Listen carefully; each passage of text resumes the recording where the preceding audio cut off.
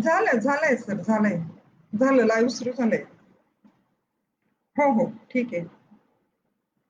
हो, हो. चालेल, चालेल. ओके. हो.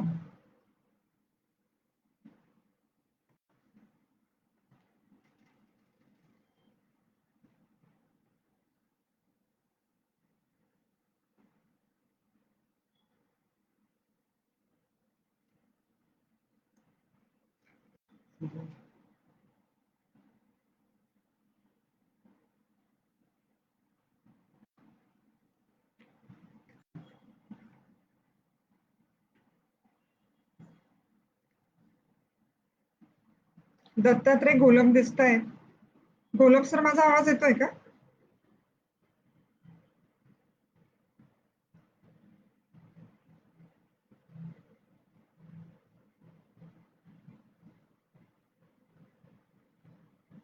माझा आवाज येत असेल तर मग मी सुरू करते.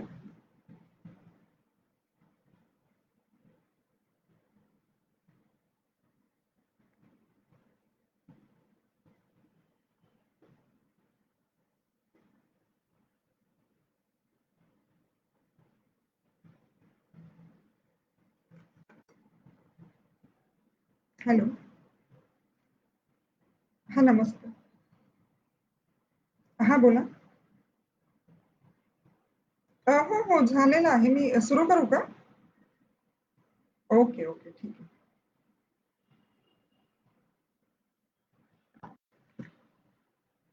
विठ्ठलराव शिंदे कला महाविद्यालय टेंभुर्णी यांच्यातर्फे आयोजित कर्मयोगी व्याख्यानमालेतलं आजचं हे दुसरं पुष्प. आमदार बबनराव शिंदे यांच्या वाढदिवसानिमित्त या व्याख्यानमालेचं आयोजन महाविद्यालयाने केलेलं आहे. डॉक्टर महेंद्र कदम हे या महाविद्यालयाचे प्राचार्य आहेत आणि त्यांनी ते आमचे मित्रही आहेत. त्यांनी मला चर्चेसाठी जो विषय दिलेला आहे तो स्त्रियांचा सांस्कृतिक हस्तक्षेप या विषयावर आज मला बोलायचं आहे. स्त्रियांचा सांस्कृतिक हस्तक्षेप हा जो विषय आहे तो विषय खरं म्हणजे आपल्याला एक साधा आणि सरळ विषय वाटत असला तरी तो तितका साधा विषय नाही.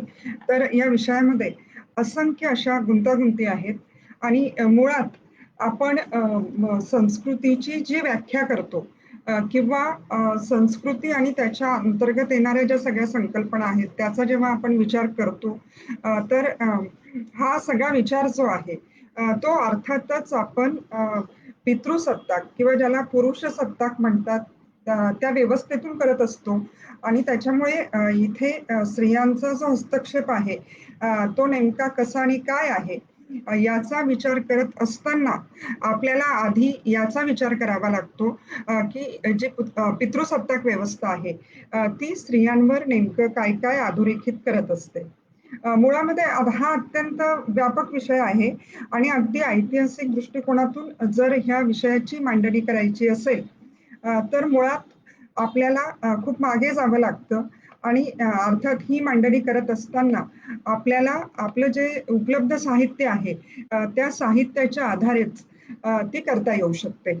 आता हे सगळं करत असताना उपलब्ध साहित्य कोणतं आहे तर उपलब्ध साहित्याचा विचार करत असताना आपण मागे गेलो तर आपण वेदांचा विचार करतो आणि वेदांमध्ये जे नेमकं श्रीचित्रण येतं ते चित्रण जर आपण बघितलं तर तिथे काही स्त्रियांचा हस्तक्षेप आपल्याला दिसतो का तर हा विषय जो आहे की बरोबर जी आपल्याला त्याच्याविषयीची माहिती असते ती म्हणजे काही स्त्रिया ज्या आहेत त्या वेदकाळामध्ये प्रश्न विचारत होत्या, बोलत होत्या, या अनुषंगाची मांडणी करणारी मंडळी सुद्धा आपल्याकडे आहे. पण प्रत्यक्ष वेदांमध्ये आता किती स्त्रियांनी सूक्त रचलेले आहेत हा जरा संशोधनाचा विषय आहे आणि कॉम्रेड शरद पाटील ज्या पद्धतीने मांडणी करतात की अथर्व वेदामध्ये काही जे सूक्त आहेत ते सूक्त ही स्त्रियांची रचना असावी किंवा मुळातच ऋग्वेदामध्ये सुद्धा काही स्त्री सूक्त असावेत पण आता त्या सूक्तांच्या कर्त्या नेमक्या कोण आहेत याच्याविषयी फारशी जी माहिती आहे ती आपल्याला उपलब्ध होत नाही. आपण जेव्हा हस्तक्षेपाचा विचार करतो आणि तोही संस्कृतीतल्या हस्तक्षेपाचा विचार करतो. तर हा हस्तक्षेप आपल्याला प्रभावीपणे जर कुठे दिसत असेल तर तो बुद्ध काळामध्ये दिसतो आणि बुद्ध काळामध्ये थेरी गाथा नावाचा जो साहित्य प्रकार आज आपल्याकडे उपलब्ध आहे. तर थेरीच्या आधारे आपल्याला असं म्हणता येऊ शकतं की स्त्रियांनी निर्विवादपणे हा जो हस्तक्षेप आहे तो नोंदवलेला आहे. आता हा नोंदवलेला हस्तक्षेप जो आहे तो नेमका कसा आणि काय आहे तर खरं म्हणजे तो मुक्तीचा मार्ग शोधण्याचा प्रयत्न आहे. एकंदरीत बुद्ध विचार आणि त्याच्या संदर्भातली एक जी मांडणी आहे ती आपल्याकडे बऱ्याच लोकांनी केलेली आहे. पण थेरी गाथेमध्ये ज्या स्त्रिया भिक्खुनी झाल्या आणि त्यांनी एक आपल्या मुक्तीची जी सुक्त आहेत ती त्यांनी रचली आणि त्या फक्त एखाद्या संप्रदायाविषयी किंवा एखाद्या आध्यात्मिक संकल्पनेविषयी बोलत नाहीत. तर मुक्तीचा जो एक मार्ग आहे तो नेमका कसा आणि काय असावा याची चर्चा करत असताना एक सामाजिक जी मांडणी आहे म्हणजे सामाजिक वास्तव जे आहे ते स्त्रियांच्या बाबतीमध्ये कसं होतं याची प्रभावी मांडणी थेरीगाथेमध्ये येते आणि विशेष म्हणजे निसर्गाकडे बघण्याचा एकंदरीतच विश्वाकडे बघण्याचा स्त्रियांचा जो दृष्टिकोन आहे तो नेमका कसा आणि काय आहे याची ही मांडणी थेरीगाथेमध्ये येते. आता एखाद्या साहित्य प्रकारामध्ये अशा पद्धतीची मांडणी येणं याचा सरळ अर्थ असा आहे की याला काहीतरी पूर्वपीठिका असली पाहिजे आणि खरं म्हणजे आता ह्या स्त्रियांचं जे नातं आहे ते परत कुठे आहे अर्थात थेरीगाथेमध्ये ज्या स्त्रिया लिहित आहेत त्या कुठल्याही एका गटातल्या एका वर्गातल्या स्त्रिया नाहीत.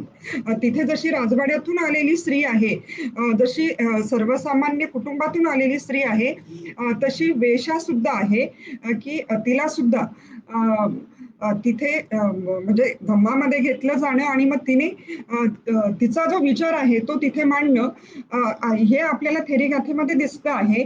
याचा अर्थ समाजामध्ये कुठेतरी थेरीगाथेच्या आधी अशा स्वरूपाचे जे प्रयत्न झालेले असतील आणि आज ते साहित्य जे आहे किंवा त्या संदर्भातले जे काही संदर्भ उपलब्ध झाले पाहिजेत ते आज आपल्याकडे मात्र उपलब्ध नाहीत आणि म्हणून मग हस्तक्षेपाचा विचार ज्यावेळेस करतो आपण सांस्कृतिक हस्तक्षेपाविषयी ज्यावेळेस बोलतो त्यावेळेस पहिला जो प्रयत्न आहे तो अर्थातच थेरीगाथेचा आहे आणि वेगवेगळ्या वर्गातल्या वेगवेगळ्या जाती धर्मातल्या ज्या स्त्रिया आहेत त्या आपल्या मुक्तीचा जो मार्ग आहे तो तिथे शोधताना दिसतात आणि त्याचबरोबर त्यांच्या सामाजिक स्थानाविषयी चर्चा करताना सुद्धा त्या दिसत आहेत. आणि मग आता इथून आपण पुढे जर आलो तर आपल्याला मधल्या काळामध्ये मध्ययुगामध्ये खरं म्हणजे यावं लागतं कारण बाकीच्या काळातले जे संदर्भ आहेत ते खरं म्हणजे शोधले पाहिजेत आणि असंख्य संदर्भ त्या मधल्या काळामध्ये असतील पण साहित्याच्या माध्यमातून जो ठळक संदर्भ आपल्या पुढे येतो तो परत मराठी साहित्याची निर्मिती झाली आणि मग त्याच्यात ज्या ज्या स्त्रिया लिहायला लागल्या तर तिथे आपल्याला दिसतो. खरं म्हणजे आता ही जी परंपरा आहे ती परंपरा एक आध्यात्मिक जे धर्मसंप्रदाय आहेत त्या धर्मसंप्रदायाच्या अनुषंगाने आपल्याला दिसते आणि मग ह्याच अनुषंगाने आपण पाश्चात्य स्त्रियांचा जर परत विचार केला तर तिथली जी परिस्थिती आहे ती मात्र आपल्याला वेगळी दिसते. पण आपण भारतातल्या स्त्रियांचा ज्यावेळेस विचार करतो त्यावेळेस म्हणजे बुद्ध काळ अगदी वेद काळापासून आपण पुढचा जरी विचार केला 1818 पर्यंत तर अध्यात्माविषयी जी जी मांडणी झाली तिथे स्त्रियांनी नेमका काय हस्तक्षेप केला याचा आपल्याला विचार करावा लागतो. कारण आता संपूर्ण जी साहित्य निर्मिती आहे ती आध्यात्मिक असल्यामुळे आपल्याकडे नंतर जी समीक्षा झाली त्या साहित्याची तेही मोठ्या प्रमाणामध्ये आध्यात्मिक दृष्टिकोनातूनच केली गेली आणि तिथे स्त्री साहित्याचा वेगळा असा जो विचार आहे तो फारसा झालेला आहे असं आपल्याला दिसत नाही. आणि मग जेव्हा आपण स्त्री प्रश्नांची मांडणी करायला लागतो त्यावेळेस आता ह्या ज्या गोष्टी आहेत त्या प्रकर्षाने आपल्या लक्षात येतात. मध्य काळामध्ये एक म्हणजे महाराष्ट्राच्या बाबतीत जर परत आपण विचार केला तर महानुभाव पंथ आहे की महानुभाव पंथाने काही एक वेगळा विचार त्या काळामध्ये मांडण्याचा प्रयत्न केला.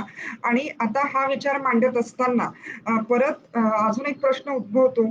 खरं म्हणजे पितृसत्ताक नावाची जी गोष्ट आहे, ती अशा पद्धतीने स्त्रियांवर आरोपित झालेली आहे, की आपल्याकडे एखादा धर्म संप्रदाय असेल किंवा अगदी आपण आपली राजकीय व्यवस्था तपासून बघितली, आपल्या सामाजिक संकल्पना तपासून बघितल्या, तर स्त्रियांना व्यक्त होण्यासाठी तिथे वाव आहे अशी परिस्थिती आपल्याला दिसत नाही.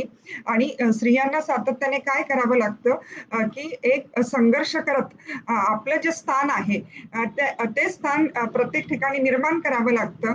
आणि मग ह्या अनुषंगाने जर आपण मानवभाव पंथ जरा तपासून बघितला, तर तिथे आपल्याला महदंबा दिसते, आऊसा दिसते किंवा अजून काही स्त्रिया दिसतात. आता परत ही मांडणी करत असताना हे धर्मसंप्रदाय जे आहेत, ते आपण म्हणजे मुक्तीचा विचार तिथे मान्य केला गेला. हा एक ही एक वस्तुस्थिती आहे. पण तो मुक्तीचा विचार मान्य करत जरी ते धर्मसंप्रदाय असले, तरी ते सुद्धा पुरुष सत्ताकच धर्मसंप्रदाय होते. हे जे वास्तव आहे, ते मात्र आपल्याला नजरअंदाज करता येत नाही. ते आपल्याला बाजूला करता येत नाही.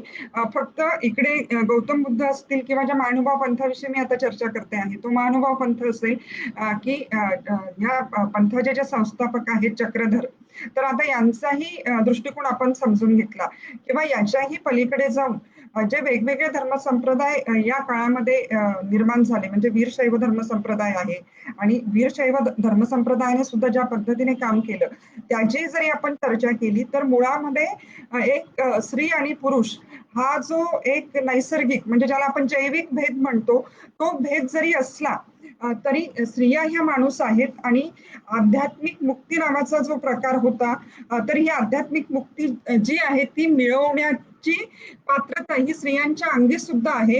हे मान्य करणारी जी माणसं आहेत ती आपल्याकडे नक्कीच निर्माण झाली. आणि तो विचार ते मांडून थांबले नाहीत, तर त्यांच्या धर्मसंप्रदायामध्ये त्यांनी तो विचार त्या पद्धतीने आणलेला आहे. आता याचं स्पष्ट जे प्रतिबिंब आपल्याला दिसतं, ते खरं म्हणजे काही प्रमाणामध्ये मुक्ताबाईंच्या अभंगांमध्ये सुद्धा दिसतं. आणि जी एक महदंबा ज्या आहेत त्यांची जी प्रतिमा आहे, की त्या सारख्या प्रश्न विचारत होत्या, तर ही प्रश्न विचारण्याची त्यांची जी पद्धत होती, म्हणजे कदाचित लीळा चरित्राचा जो पहिला भाग लिहिला गेला, त्याच्यासाठी महदंबेने तिची जी चर्चक वृत्ती होती, ती मोठ्या प्रमाणामध्ये कारण झाली असं आपल्याला दिसतं.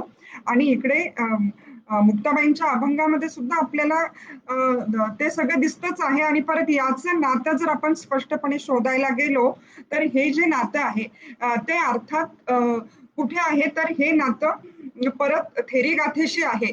हे मात्र आपल्याला मान्य करावं लागतं. आणि याचा एक विद्रोही असा स्वर जो आहे, तो परत जर आपल्याला कुठे दिसत असला, तर तो जनाबाईंच्या अभंगांमध्ये दिसतो. आता जनाबाईंच्या अभंगांची आतापर्यंत जी चर्चा आपल्याकडे झालेली आहे, किंवा जनाबाईंच्या अभंगांविषयी जे जे लिहिलं गेलं, तेही मोठ्या प्रमाणात आध्यात्मिक दृष्टिकोनातून लिहिलं गेलं.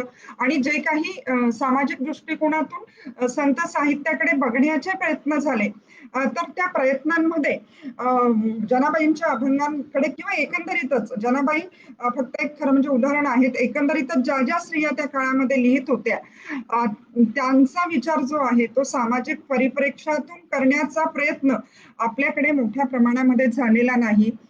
खरं म्हणजे मुक्तीचा जो स्वर आहे, जो थेरी गाथेने आधी मांडलेला होता, तो स्वर अत्यंत तीव्रपणे आपल्याला कुठे दिसतो, तर तो जनाबाईंच्या अभंगांमध्ये दिसतो. आणि जेव्हा आपण आधुनिक स्त्रियांच्या प्रश्नांविषयी किंवा आधुनिक स्त्रीवादाविषयी आपण बोलतो, आणि जेव्हा भारतीय स्त्रियांच्या प्रश्नांविषयी परत आपण बोलतो, तेव्हा फक्त वंशिकतेचा मुद्दा किंवा धर्माचा मुद्दा याच्या आधारेच आपल्याला बोलता येत नाही. तर एकंदरीतच आपल्याकडची जी जात व्यवस्था आहे, ही जात व्यवस्था स्त्रियांच्या प्रश्नांवर नेमका काय आणि कसा प्रभाव टाकते आहे, याचा सखोल विचार केल्याशिवाय इथल्या स्त्रियांचे जे प्रश्न आहेत, ते आपल्याला समजून घेता येणार नाहीत किंवा ते मांडता येणार नाहीत. फक्त एक विशिष्ट पद्धतीने प्रस्थापित स्त्रीवाद मांडला गेला आणि त्याला काउंटर करणारा काही प्रमाणामध्ये दलित स्त्रीवाद मांडण्याचा प्रयत्न झाला, तोही अजून पूर्ण आहे असं म्हणण्याचं धाडस एक अभ्यासक म्हणून मला करता येत नाही. आणि त्याच्यानंतर मग ज्या मधल्या प्रवाहातल्या ज्या स्त्रिया आहेत, आता ह्या स्त्रिया नेमक्या कोण आहेत, की ह्या स्त्रियांचं परत जे घट्ट नातं आहे ते कुणाशी आहे, तर ते जनाबाईंशी आहे. आणि ह्या स्त्रिया ज्या आहेत त्यांच्या प्रश्नांची कितपत मांडणी आपल्या साहित्यामध्ये किंवा एकंदरीतच आपल्या चर्चा विश्वामध्ये आजपर्यंत झालेली आहे, याचा आपल्याला मोठ्या प्रमाणामध्ये विचार करावा लागणार आहे. जनाबाई केवळ अध्यात्म सांगत नाहीत, तर विठ्ठलाशी असलेलं आपलं जे नातं आहे, त्या नात्याची जी चिकित्सा आहे, ती करत असताना जनाबाई स्वतःचं अस्तित्व शोधतात आणि त्या स्वतःचं अस्तित्व शोधून थांबत नाहीत, तर त्यांची जगण्याविषयीची जी एक धारणा होती, ती धारणा त्या स्पष्टपणे आपल्या अभंगांमधून मांडतायत. आणि परत तिथे मुक्तीचा जो विद्रोही स्वर आहे तो इतका तीव्र आहे की एका स्त्रीसाठी मुक्तीची जी संकल्पना आहे ती नेमकी कशी असते याचं एक व्यापक जे चित्र आहे ते जनाबाईंनी आपल्या अभंगांमध्ये मांडलेलं आहे. खरं म्हणजे आपण तुकारामांपर्यंत परत जी परंपरा बघतो त्याच्यात आपण हा विचार नक्कीच करतो की एक जातीचं दुःख किंवा धर्मव्यवस्थेने जे काही लादलेपण निर्माण केलेलं आहे आणि सातत्याने जो एक वर्चस्ववादी दृष्टिकोन राहिलेला आहे, तर ह्या सगळ्या दृष्टिकोनांनी स्त्रियांवर काय काय अधोरेखित, स्त्रियांवर काय काय म्हणजे स्त्रियांचे काय काय प्रश्न वाढवले किंवा ते कशा पद्धतीने स्त्रियांवर त्यांनी प्रतिबिंबित केलं, याचा जर आपण विचार करायला लागलो तर जनाबाईंच्या अभंगांचा पुनर्विचार जो आहे तो आपल्याला करावाच लागेल. आणि तत्कालीन जात व्यवस्था, त्या व्यवस्थेमध्ये जे जे संत निर्माण झाले, तर त्या संतांविषयीची मांडणी इतक्या व्यापक पातळीवर जनाबाई लिहितातच. आणि त्या म्हणजे डोईचा पदर आला खांद्यावरी आपल्या सगळ्यांना माहिती आहे की हा डोईचा पदर जो आहे तो फेकून देण्याची जी ताकद होती ती त्यांच्याकडे होती. आणि परत जनाबाईंचं जे स्थान होतं की त्यांच्या अभंगांमध्ये ते सातत्याने येतं की नामयाची दासी जनी. आता जनाबाईंचे अभंग आज आपल्याकडे उपलब्ध आहेत आणि त्याच्या आधारे खरं म्हणजे ही चिकित्सा करता येते. आता सांस्कृतिक हस्तक्षेप करताना प्रत्येक काळामध्ये अशी काही उदाहरणं आहेत, तर ती उदाहरणं जर आपण लक्षात घेतली तर आपल्या हे लक्षात येतं की म्हणजे जनाबाई ते आत्ताच्या आपल्या बहिणाबाई चौधरींपर्यंत ही उदाहरणांची जी मालिका आहे ती स्पष्टपणे आपल्याला अधोरेखित करता येते की केवळ काहीतरी एक परिस्थिती मिळाली, चांगलं वातावरण मिळालं. चांगलं नव्हतंच ते वातावरण, कारण स्त्री म्हणून जगण्यातलं जे दुःख होतं, दासी म्हणून जगण्यातलं जे दुःख होतं, ती जी एक अत्यंत टोकाची अशी वेदना होती ती त्यांच्या अभंगांमध्ये येतेच आहे. पण तरीही किमान एक स्त्री म्हणून जे जे जे माझं अस्तित्व आहे तर त्या अस्तित्वाला प्रश्न करणं आणि त्या अस्तित्वाची जी मांडणी आहे ती त्याच्यातून करणं, हा जो भाग आहे तो करण्याची मुभा तत्कालीन समाज व्यवस्थेमध्ये निर्माण करणं, हा खरं म्हणजे सांस्कृतिक हस्तक्षेप आहे.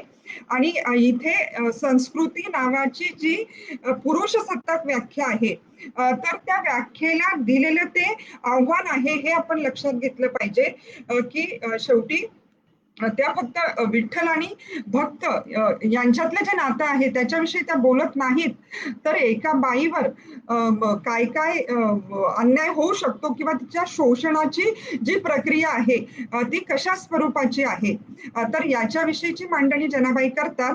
आणि केवळ एक थोडा बरा परिप्रेक्ष्य मिळाल्यामुळे एखादी जनाबाई हे करू शकते याचा अर्थ अशा असंख्य जनाबाई ज्या आहेत त्या आपल्या व्यवस्थेतून बेदखल झालेल्या आहेत किंवा त्या पुढे येऊ शकलेल्या नाहीत. पण अशी जी काही मोजकी उदाहरणं आहेत ती जर आपण बघितली तर संस्कृतीमध्ये हस्तक्षेप करणं नावाचा जो प्रकार आहे तो काय असतो हे आपल्या लक्षात येईल. कारण अगदी आपण आधुनिक साहित्याचाही विचार केला तर आपलं म्हणणं प्रखरपणे मांडणं ही जी प्रक्रिया आहे त्या स्त्रिया किती करतात हे आपल्याला शोधावं लागेल. शेवटी ज्या वातावरणामध्ये जडणघडण झालेली असते आपली, म्हणजे तो ती स्त्री असेल किंवा तो पुरुष असेल, त्या वातावरणाचा आपल्यावर एवढा परिणाम असतो की ते वातावरण बाजूला करून स्वअस्तित्वाचा शोध घेणं ही जी प्रक्रिया असते ती इतकी सहज आणि सोपी नसते. आणि ती घडवत असताना ते हे जे भान आहे म्हणजे स्वविषयक जे भान आहे ते कसं आणि काय जागृत होतं याचा विचार आपल्याला प्रकर्षाने करावा लागतो. आणि ही सगळी जी मांडणी आहे ती मध्य काळामध्ये म्हणजे खरं म्हणजे आता इथे जर जनाबाई असतील तर काळ थोडासा आगे-मागे असेल, पण तिकडे अक्कम महादेवी होत्या. अगदी मीराबाईंपर्यंत चा एक आपण सगळा प्रवास बघितला, तर आपल्याला हे सगळं चित्र दिसतं, की मुक्तीची जी संकल्पना आहे किंवा कान्होपात्राचे काही मोजके अभंग आहेत, की कान्होपात्राच्या जगण्यातलं जे दुःख होतं, शेवटी मुक्तीचा मार्ग जर विठ्ठल असेल, तर मग हे दुःख सांगायचं कुणाला? म्हणजे आता हे माणसाला कळण्यासारखं दुःखच नाहीये आणि म्हणून मग ते दुःख जे आहे ते विठ्ठलाच्या चरणी अर्पण झालेलं आहे किंवा विठ्ठलाजवळ हे दुःख जे आहे ते मोठ्या प्रमाणामध्ये व्यक्त झालेलं आहे. आता हे हे सगळं समजून घेताना खरं म्हणजे संस्कृती ही अशी काही वेगळी गोष्ट नसते की आपण अगदी एखाद्या सिद्धांतनासारखा त्याचा विचार करू की समजा मार्क्सवादी विचार आहे आणि तो विचार आपण एक मांडणीच्या आधारे लक्षात घेणं आणि मग आपल्या साहित्याला किंवा समीक्षेला तो लागू करणं इतकी साधी आणि सोपी ही प्रक्रिया नाही.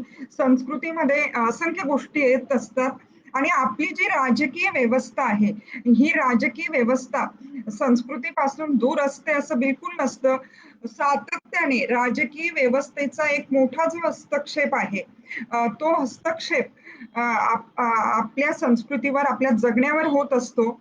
आणि खरं म्हणजे आजही आपण ते खूप वेगळ्या पद्धतीने त्याचा अनुभव आपल्याला येतो आहे, की आपल्या जगण्यावर राजकीय व्यवस्था कशा पद्धतीने अधिकार गाजवत असते किंवा राजकीय व्यवस्थेने जी विचारधारा स्वीकारलेली असते, ती विचारधारा अंमलात आणण्यासाठी कशा पद्धतीचे प्रयत्न होत असतात, ही गोष्ट काय आजची गोष्ट नाहीये. जुन्या काळापासून ह्या सगळ्या गोष्टी होत आलेल्या आहेत. आणि राजकीय दृष्टिकोनातून जर आपण विचार केला तर मग तिथे एक स्त्री म्हणून राजकीय व्यवस्थेकडे बघणाऱ्या ज्या स्त्रिया आहेत, त्या नेमका त्या काळामध्ये कसा आणि काय विचार करत होत्या. आता ह्या काळाच्या आसपास जर आपण आलो तर खरं म्हणजे आपल्याकडे दोन खूप महत्वाची उदाहरणं आहेत. आता आपल्या इतिहासामध्ये त्यांची मांडणी कशी आणि काय झाली हे आपण तपासून बघितलं पाहिजे. एक उदाहरण जे आहे ते जिजाबाईंचं आहे. की ज्याला आपण स्वकीयांची राजवट म्हणतो. ही स्वकीयांची राजवट असली पाहिजे. आता राजवट असली पाहिजे म्हणजे नेमकं काय असलं पाहिजे? हा जो विचार आहे तो विचार मला असं वाटतं की शिवाजी महाराजांनी तो अंमलात आणला. पण याच्या मागे त्या विचारांची जी एक व्यवस्थित फ्रेम निर्माण केली ती मात्र जिजाबाईंनी निर्माण केलेली आहे. आणि एक चांगलं राज्य कसं असावं याचा जर आपल्याला विचार करायचा असेल तर मला असं वाटतं की जिजाबाईंचा पुरेसा विचार आपल्या इतिहासाने आजपर्यंत केलेला आहे असं दिसत नाही. कारण आपण सातत्याने काय करतो की जनाबाई असतील काय किंवा राजकीय व्यवस्थेतल्या काही स्त्रिया असतील काय किंवा अजून काही वेगळ्या क्षेत्रामध्ये काम करणाऱ्या स्त्रिया असतील काय, तर आपला आपला जो विचार असतो किंवा आपली जी चौकट असते ती पुरुष सत्ताक असते आणि ही चौकट व्यवस्थेने निर्माण केलेली असते आणि आपण प्रत्येक व्यक्तीला त्या चौकटीमध्ये बसवत असतो. आता खरं म्हणजे पुरुषांनाही ह्याच चौकटीमध्ये बसवलं जातं, पण स्त्रियांविषयी जेव्हा हे घडतं ते जास्तीचं वेदनादायक असतं.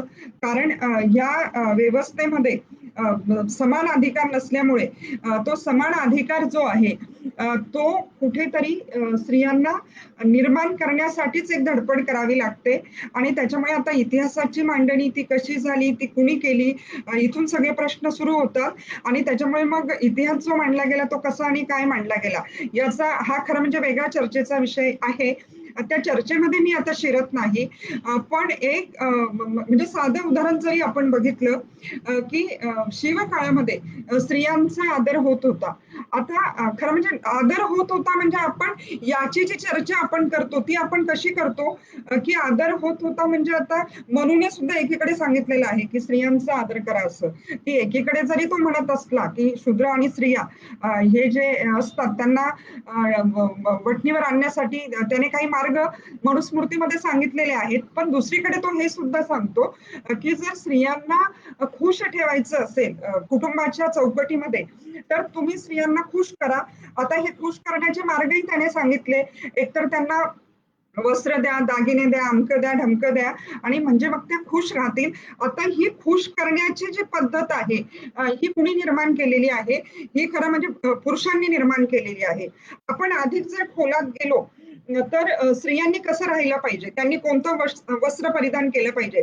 अगदी त्यांनी कानात काय घातलं पाहिजे, नाकात काय घातलं पाहिजे, त्यांनी टिकली लावली पाहिजे. कारण म्हणजे कुंकू लावला पाहिजे. कुंकू लावण्याचा जो संदर्भ आहे, तो कशाशी संबंधित आहे हे सगळं आपल्याला माहिती आहे. तर आता हे सौंदर्याचे निकष आहेत का? इथून आपल्याला सुरुवात करावी लागते. तर हे पुरुषी सौंदर्याचे निकष आहेत, हे आपण लक्षात घेतलं पाहिजे. आणि आपलं जे सगळं पौराणिक साहित्य आहे त्याच्यामध्ये ह्या पद्धतीची मांडणी किंवा अगदी आपण आपल्या साहित्य विचारातली असंख्य उदाहरणं बघितली, तर तिथे सुद्धा अशा स्वरूपाचं पुरुषी वर्चस्व जे आहे, ते आपल्याला दिसतं. आणि सातत्याने जर हे होत असेल, की मला जगाकडे बघायचं आहे, पण मला ते माझ्या नजरेतून बघता येत नाहीये.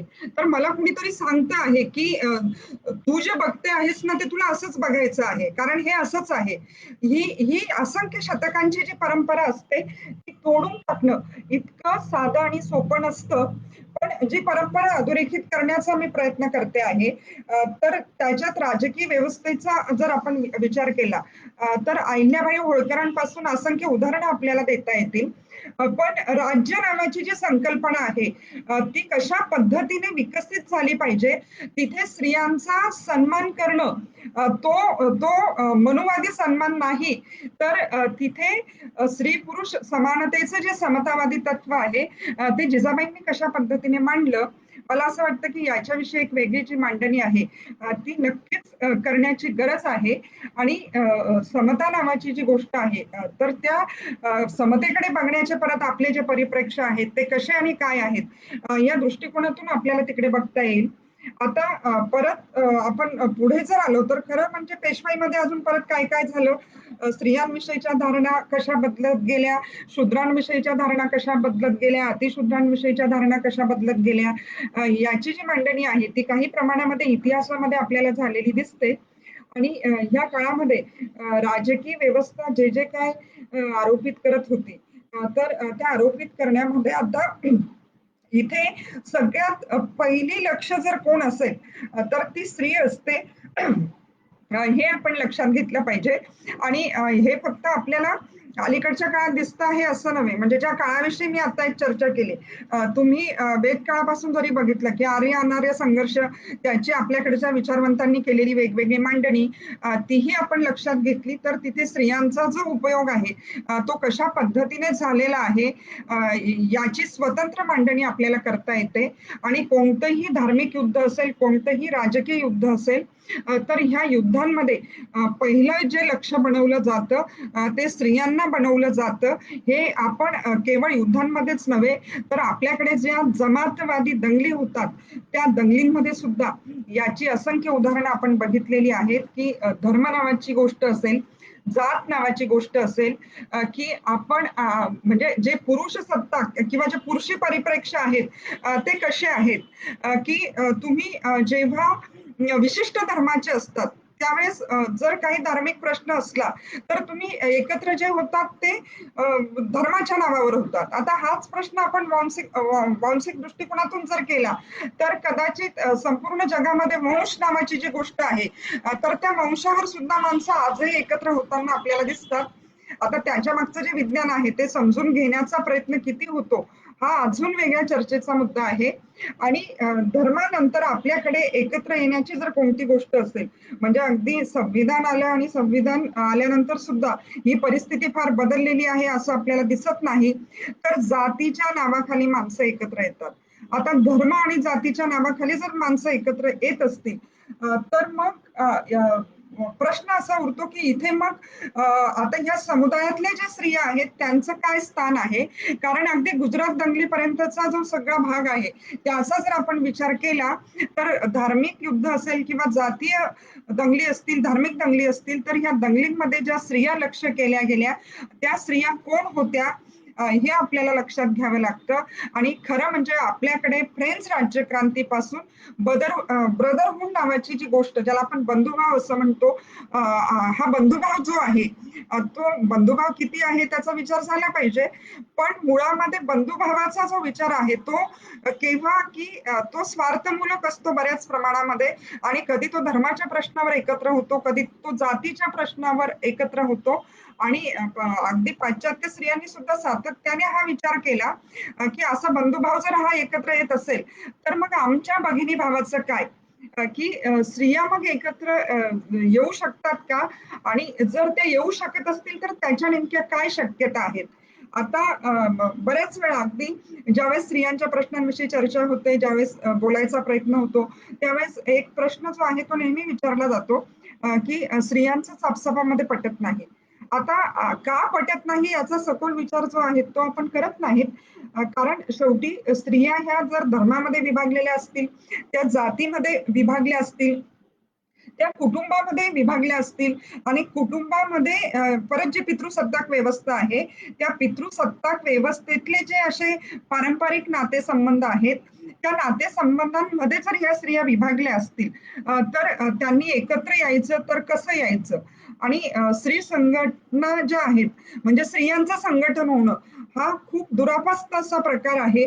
आजही स्वतःच्या प्रश्नांसाठी आपल्याकडे किती स्त्रिया एकत्र येतात याचा आपण विचार केला पाहिजे, किंवा किती स्त्रियांना एकत्र येण्याची मुभा आपल्या व्यवस्थेमध्ये मिळते आहे याचाही आपण विचार केला पाहिजे.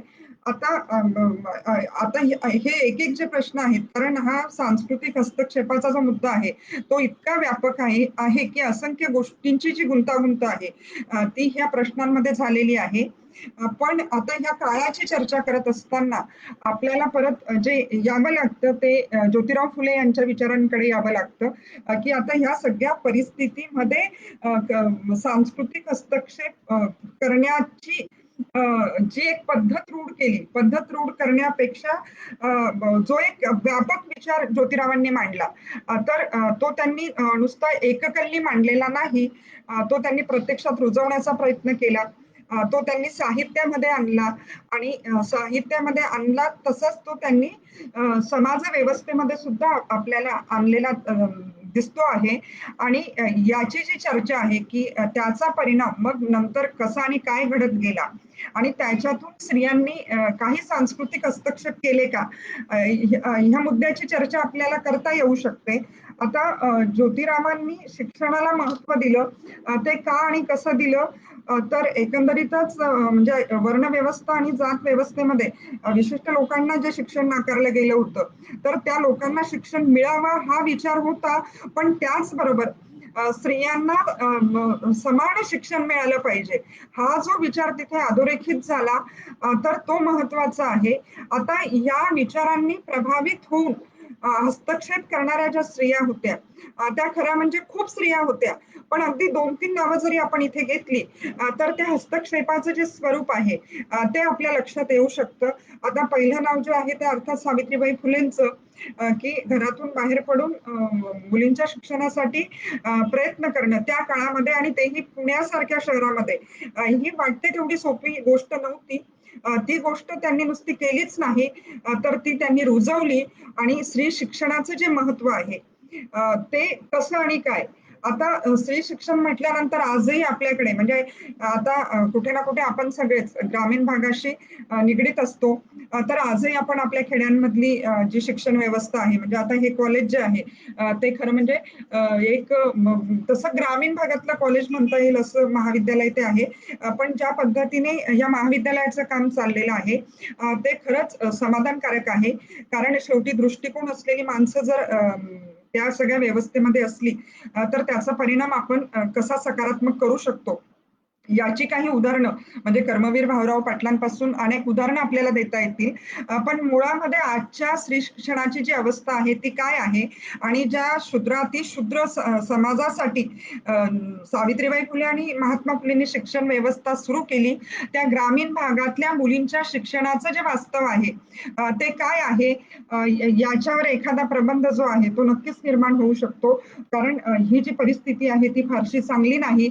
आज किती किती खेड्यांमध्ये कॉलेजेस आहेत, किती मुली शिकता आहेत, मुलींच्या गळतीचा परिणाम, मुलींच्या गळतीची जी संख्या आहे, प्रमाण जे आहे ते किती आहे, 7वी नंतर किती मुली शाळा सोडतात तर का सोडतात, 10वी नंतर किती मुलींची शाळा सुटते, त्याला कारण काय आहेत, म्हणजे सुरक्षिततेपासून ती असंख्य कारणं आहेत. आणि 12वीत आल्यानंतर तर आपल्याकडे सर्रासपणे म्हणजे बालविवाह फक्त राजस्थानमध्ये होतात असं नव्हे, आपल्या महाराष्ट्रामध्ये सरळपणे 12वी आणि फर्स्ट इयर पर्यंत जेमतेम मुली शिकतात आणि त्याच्यानंतर त्या मुलींचं लग्न लावून दिलं जातं. तर समान शिक्षण आणि परत मग तिने शिकलं पाहिजे, तर किमान तिला 2 पुस्तकं वाचता आली पाहिजेत, तिला काहीतरी हिशोब टिशोब घरातला ठेवता आला पाहिजे, असा जो दृष्टिकोन आहे तो आजही कमी आहे असं आपल्याला म्हणता येत नाही. आणि याच्यामध्ये त्या काळामध्ये समान शिक्षणाचं तत्व राबवणं, ते रुजवणं, ही खरं म्हणजे खूप मोठी गोष्ट होती. सत्यशोधक समाजाचा जो तत्वविचार आहे, तो तत्वविचार जर आपण व्यवस्थित समजून घेतला, तर सत्यशोधक समाजाचं पहिलं जे तत्व आहे, तेच मुळामध्ये स्त्री पुरुष समानता असं आहे. आणि स्त्रियांना समान स्थान देणं, किंबहुना ज्योतिराव फुले असं म्हणतात की स्त्रिया फक्त समानच नाहीत, त्या पुरुषांपेक्षा श्रेष्ठ आहेत. त्या श्रेष्ठ का आहेत? कारण त्या सर्जनशील आहेत, त्या अपत्यांना जन्म देतात. आता ज्योतिरावांसारखा एखादा पुरुषही म्हणू शकतो, पण आपण एक पारंपरिक पुरुषी मानसिकता जर बघितली, तर मुलांना जन्म देणं म्हणजे आधुनिक स्त्रीवादाने याच्यावर बरीच मांडणी केली. युरोपियन स्त्रीवादाने तर इतका टोकाचा विचार मांडला की आम्हाला मुलांना जन्मच द्यायचा नाही, कारण मुलांना जन्म देणं आणि एका माणसाबरोबर ह्या पद्धतीने आयुष्य काढणं ही गोष्ट स्त्रियांचे सगळे मानवी अधिकार मारणारी आहे, असं त्या स्त्रियांनी सुरुवातीच्या काळामध्ये जो जहाल स्त्रीवाद अस्तित्वात आला, निर्माण झाला, तर त्याच्यामध्ये त्यांनी ही मांडणी अत्यंत प्रखरपणे केलेली आहे. आता त्या मांडणीतले धागेदोरे जे आहेत, त्याचा परत वेगळा विचार आपल्याला करता येतो. पण स्त्री ही सर्जन करते म्हणून ती श्रेष्ठ आहे, हे ज्योतिरावांनी म्हणणं. आता परत याचे संदर्भ जर आपण शोधायला लागलो, तर परत मग ते संदर्भ आपल्याला आदिमातेच्या ज्या प्रतिमा आहेत त्या आपल्याकडे कशा आणि काय निर्माण झाल्या, तिथपर्यंत मागे नेता येतो. पण एकंदरीतच ह्या काळामध्ये ज्योतिरावांनी आणि सावित्रीबाई फुलेंनी एकीकडे शिक्षण व्यवस्था सुरू करणं, एकीकडे सामाजिक पातळीवर केशवपनापासून ज्या वेगवेगळ्या चळवळी चालवल्या, तर त्यांचं काय नातं त्या काळातल्या स्त्री प्रश्नांशी होतं, ते प्रश्न नेमके कुणाचे होते, म्हणजे पुढे ताराबाईंचं स्त्री-पुरुष तुलना वाचल्यानंतर हा सांस्कृतिक हस्तक्षेप नावाचा जो प्रकार आहे, तो नेमका कसा आणि काय करावा लागतो, याचं अत्यंत नेमकं जे भान आहे ते आपल्याला येतं. आणि साहित्य निर्मिती करणं म्हणजे कविता लिहिणं असेल काय, किंवा ज्योतिराव फुलेंनी तृतीरत्नासारखं नाटक लिहिणं असेल, शेतकऱ्याचा असूड असेल, की रचनाबंधाच्या अंगाने या सगळ्या साहित्याचा वेगळा विचार तर आपल्याला करताच येतो. पण फक्त सावित्रीबाई फुलेंच्या कवितेचाही जरी आपण विचार केला, तर जे ज्योतिरावांचं चरित्र सावित्रीबाई फुले लिहितात ज्योतिराव गेल्यानंतर, तर फक्त ते चरित्र जरी वाचलं तरी त्या चरित्रामध्ये आपल्याला असं दिसतं की म्हणजे बुद्धापासूनची सगळी जी मांडणी म्हणजे वेदांपासूनची सगळी जी मांडणी आहे, ती मांडणी सावित्रीबाईंच्या कवितेमध्ये येते आहे. त्याचे सगळे संदर्भ त्या त्या कवितेमध्ये देतात. आणि मग ज्योतिरावांचं जे कार्य आहे ते कशा पद्धतीने चाललं याची मांडणी त्या कवितेमध्ये करतात. त्यांच्या बऱ्याच कविता आहेत आणि काही कविता तर अगदी शाळेमध्ये मुलांना शिकवताना त्यांनी त्या लिहिलेल्या आहेत. आता अजून हस्तक्षेपाचा एक मोठा जो प्रयत्न केलेला आहे या काळामध्ये, तो प्रयत्न मुक्ता साळवी नावाची जी एक ज्योतिरावांच्या शाळेमध्ये शिकणारी मुलगी होती, तिचा जो निबंध आहे तो आपल्या सगळ्यांना माहिती आहे. तर ज्ञानोदयमध्ये तो प्रकाशित झाला. आणि ही मुलगी जी आहे ती मांग समाजाची आहे. आणि ती जे आपल्या धर्माविषयीचं दुःख आणि आपल्या जातीविषयीचं दुःख आणि परत स्त्री असण्याविषयीचं जे दुःख आहे, ती मांडते आहे. आणि हे मांडत असताना ती काही गंभीर स्वरूपाचे प्रश्न विचारते आहे. पहिला जो प्रश्न तिने विचारलेला आहे तो धर्मव्यवस्थेला विचारलेला आहे, की म्हणजे धर्मव्यवस्था नावाची गोष्ट जे विषमतेचं जगणं आम्हाला जगायला लावते आहे, तर आम्हाला नेमकं सांगा की आमचा धर्म कोणता आहे. आता हा सगळा जो प्रयत्न होता, तो कशासाठी होता? तर तो किमान एक चांगलं जगता येईल याच्यासाठी होता आणि मुक्ताने इतके गंभीर प्रश्न खरं म्हणजे व्यवस्थेसमोर मांडलेले आहेत. आपल्या संपूर्ण इतिहासाने अगदी वाङ्मयीन इतिहासाने तर ज्योतिराव फुलेंचं साहित्य समजा बरेच वर्ष बाद केलं. अ, नंतर त्यांना घ्यावं लागलं तेही नाईलाजाने घ्यावं लागलेलं आहे आणि त्याच्यामुळे पुढे स्त्री-पुरुष तुलना असेल काय किंवा हा मुक्ताचा निबंध असेल काय, याची चर्चा झाली पाहिजे असं कुणाला वाटलं नाही किंवा त्याची चर्चाही कुणी केली नाही. आता जे प्रश्न मुक्ता निर्माण करते आहे, ती जातीविषयीचे प्रश्न निर्माण करते आणि ती स्त्रियांविषयीचे प्रश्न निर्माण करते, की एकीकडे ज्योतिराव म्हणतात, की स्त्री सर्जन करते. म्हणून ती श्रेष्ठ असते. दुसरीकडे मुक्ता असं म्हणते, की माझ्या जातीतली बाई ज्यावेळेस बाळंतीण होते, त्यावेळेस तिला कोणताच आसरा मिळत नाही. तिला रस्त्यावर बाळंतीण व्हावं लागतं आणि हे जर आमचं जगणं असेल, तर मग ह्या धर्माची आणि ह्या जातीची जी चिकित्सा आहे, ती नेमकी कशी आणि काय झाली पाहिजे, याच्या विषयीची जी मांडणी आहे, ती त्या निबंधामध्ये येते आणि खरं म्हणजे शिक्षण आणि अभ्यासक्रम याच्या विषयीचं उत्तर जे आहे, ते त्या मुक्ताच्या निबंधामध्ये आपल्याला मिळतं, की शिक्षणातून नेमकं काय अपेक्षित असतं, की माणूस म्हणून जगण्याची आपली जी लढाई आहे, ती शिक्षण घेतल्यानंतर किती तीव्र होऊ शकते, या विचारातून ती शिक्षण व्यवस्था सुरू झाली होती. ताराबाई शिंदेचा स्त्री-पुरुष तुलना नावाचा जो ग्रंथ आहे, त्या ग्रंथाची चर्चा केल्याशिवाय सांस्कृतिक हस्तक्षेपाचा जो मुद्दा आहे, तो स्पष्टच होऊ शकत नाही, की ताराबाई ज्या पद्धतीने पुरुषी वर्चस्वाला आव्हान देतात किंवा ज्या पद्धतीची भाषा त्या वापरतात. अ, पुढे विलास कोहलींनी त्याचं जे संपादन केलेलं आहे, ते संपादन जर आपण वाचलं, तर आपल्या हे लक्षात येईल, की म्हणजे त्याच्यावर असा आक्षेप घेतला गेला, की एखादी बाई हे असं लिहू शकत नाही आणि हे जे लिहिलेलं आहे, ते अर्थात कुणी लिहिलेलं आहे, तर ते ज्योतिराव फुलेंनीच लिहिलेलं आहे. आता एखादी गोष्ट जर आपल्याला नाकारायची असेल, तर असे खूप मार्ग आपल्याला आपल्या व्यवस्थेने निवडलेले आहेत, निर्माण केलेले आहेत, पण त्याच्याकडे फारसं लक्ष न देता ज्या पद्धतीने सत्यशोधक समाजातली एक स्त्री ताराबाई शिंदे प्रश्न करते आणि ती प्रश्नच करत नाही, तर ती एकंदरीत म्हणजे वर्णव्यवस्था आणि जात व्यवस्था याच्यामध्ये स्त्रियांचं स्थान काय आहे आणि ज्या बालहत्या प्रतिबंधक गृहाची स्थापना ज्योतिरावांनी केली, ते बालहत्या प्रतिबंधक गृह कोणत्या त्यांनी ब्राह्मण स्त्रियांसाठी ते निर्माण केलेलं होतं. कारण म्हणजे सती जाणं आणि इतर ज्या गोष्टी आहेत, त्या म्हणजे विधवा विवाहाची मुभा जर काही 1-2 जाती सोडून दिल्या, तर इतर सगळ्या जातींमध्ये सर्रासपणे विधवा विवाह होत होते. त्याच्यामुळे हे जे प्रश्न आहेत, ते तसे बहुजन समाजाचे प्रश्न नव्हते. ते ब्राह्मण स्त्रियांचे प्रश्न होते आणि ते सोडवण्यासाठी ज्योतिरावांनी आणि सावित्रीबाई फुलेंनी बालहत्या प्रतिबंधक गृहाची स्थापना केली.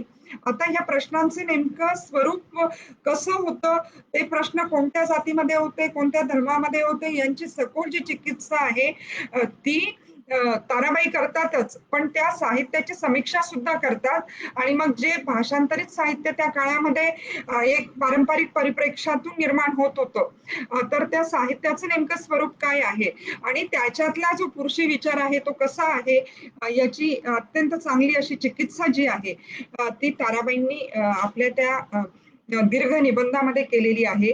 तर आता सत्यशोधक समाजाने जो एक मोठा सांस्कृतिक संघर्ष निर्माण केला.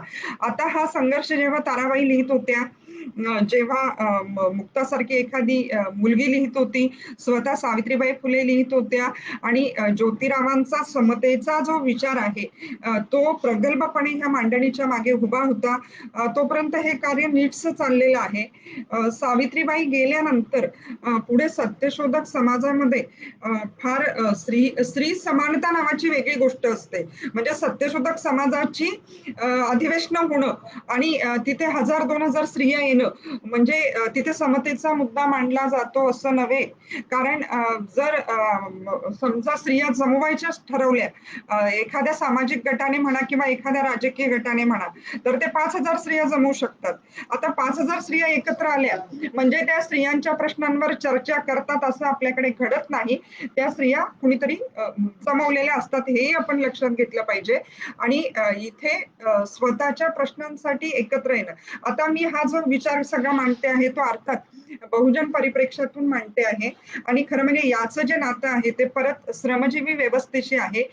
की ह्या हस्तक्षेप प्रखरपणे हस्तक्षेप करणाऱ्या ज्या स्त्रिया आहेत त्या स्त्रिया नक्कीच श्रम व्यवस्थेशी निगडीत आहेत आणि श्रम व्यवस्थेशी निगडीत असल्यामुळे त्यांचं जगणंच खंबीरपणे आहे.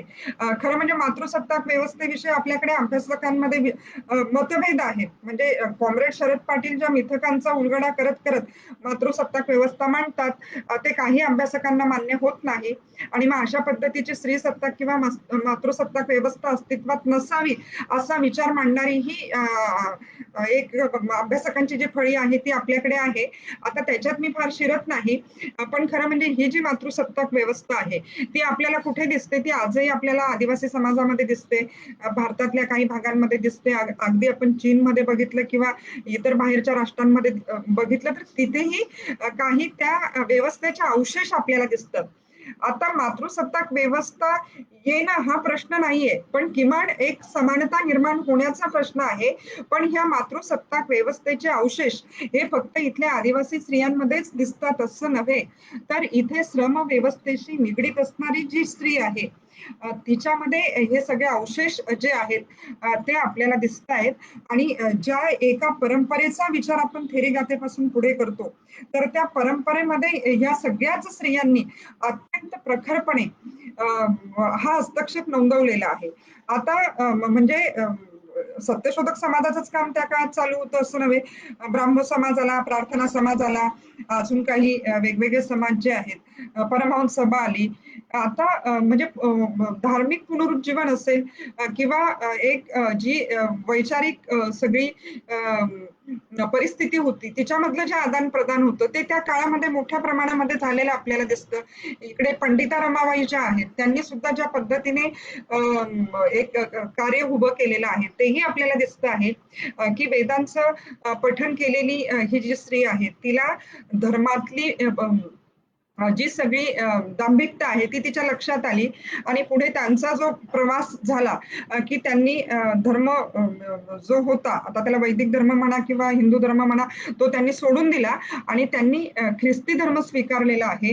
तर पंडिता रमाबाईंनी म्हणजे अनाथ मुलींसाठी किंवा स्त्रियांसाठी त्यांनी बरंच मोठं काम केलं. धर्मव्यवस्थेची एक वेगळी जी चिकित्सा आहे ती पंडिता रमाबाईंनी केली. परत म्हणजे स्त्रियांच्या हस्तक्षेपाला पाठिंबा देण्याचा जो प्रकार आहे तो आपल्या व्यवस्थेमध्ये कसा झाला याचा जर आपण विचार केला की जेव्हा पंडिता रमाबाई ह्या ख्रिस्ती झाल्या किंवा ताराबाई शिंदेंनी स्त्रीपुरुष तुला नावाचं पुस्तक दिलं त्यावेळेस इथल्या सुधारकांना, जे सुधारक होते आणि जे स्वतःच्या बायकांना घरामध्ये शिकवत होते, आता स्त्रियांना शिकवणं जे ज्योतिरावांना शिकवायचं होतं त्याच्यातून मुक्ता साळवे तयार झाली. त्याच्यातून सत्यशोधक समाजाशी संबंध असलेल्या एखाद्या ताराबाई शिंदे या पद्धतीने लिहित्या झाल्या. हा खरा हस्तक्षेप आहे. इथल्या ब्राह्मणी व्यवस्थेने ज्या स्त्रियांना शिकवलं तर ते शिकवत असताना म्हणजे दृष्टिकोन जो आहे, आता त्यांच्या पुढे मॉडेल जे होतं ते कदाचित ब्रिटिश स्त्री असावी. आणि मग अशा पद्धतीने आपली जी जोडीदार आहे तर ती शिकलेली असावी. कशासाठी तिने शिकावं? तर तिने कुटुंब चांगलं सांभाळावं. अर्थात तुम्ही आनंदीबाई जोशींचा प्रवास जर परत बघितला तर त्यांचे जे पती आहेत त्यांना आनंदीबाईंना शिकवायचं होतं, पण आनंदीबाईंना शिकवत असताना त्यांच्यातला जो पारंपरिक पुरुष आहे तर त्या पुरुषाची जी घालमेल आहे तीही आपण समजून घेतली पाहिजे. तर बायको तर शिकवायची आहे पण ही शिकली तर मग नेमकं काय करेल हे जे प्रश्न त्यांना पडलेले होते तर त्या प्रश्नांमुळे मग नेमके आनंदीबाईंच्या आयुष्यामध्ये काय प्रश्न निर्माण झाले. म्हणजे ही प्रबोधन काळातली जी अशी मोठी धार्मिक जातीय गुंतागुंत होती ना त्याच्यामध्ये स्त्री प्रश्नांचं जे स्वरूप होतं ते कसं आणि काय होतं हे जर आपण समजून घेतलं तर ह्या सगळ्या प्रश्नांचा जो उलगडा आहे तो आपल्याला वेगळ्या पद्धतीने होऊ शकतो. आणि सत्यशोधक समाजाने हे जे योगदान आहे ते खूप वेगळ्या पद्धतीने दिलं. आणि जो पुनरुज्जीवनवादी विचार स्वीकारणारी बरीच मंडळी होती. तिथे मात्र मग स्त्री शिक्षण आणि स्त्रियांविषयक सगळेच जे विचार होते तर त्याची जी मांडणी झाली खरं म्हणजे त्या काळातली मराठी कादंबरी अगदी यमुना पर्यटन पासून पुढची सगळी जी कादंबरीची वाटचाल आहे ती आपण समजून घेतली तर ही घालमेल नेमकी काय होती ती कादंबरीच्या माध्यमातून सुद्धा ह्या काळामध्ये मोठ्या प्रमाणामध्ये मांडली गेलेली आहे. तर आता शेवटी सीमांत गोवा जे म्हणते की कोणतीही बाई जन्मता बाई नसते तर तिला बाई म्हणून घडवलं जातं. तर ही जी बाई म्हणून जडणघडण असते त्याच्यामध्ये इथे श्रम व्यवस्थेशी निगडीत ज्या स्त्रिया होत्या तर त्यांच्यातला जो खंबीरपणा आहे तो ह्या पद्धतीने त्यांनी अधोरेखित केला आणि व्यवस्थेला आव्हान देण्याचं एक काम जे आहे ते वेळोवेळी या स्त्रियांनी केलेलं आहे.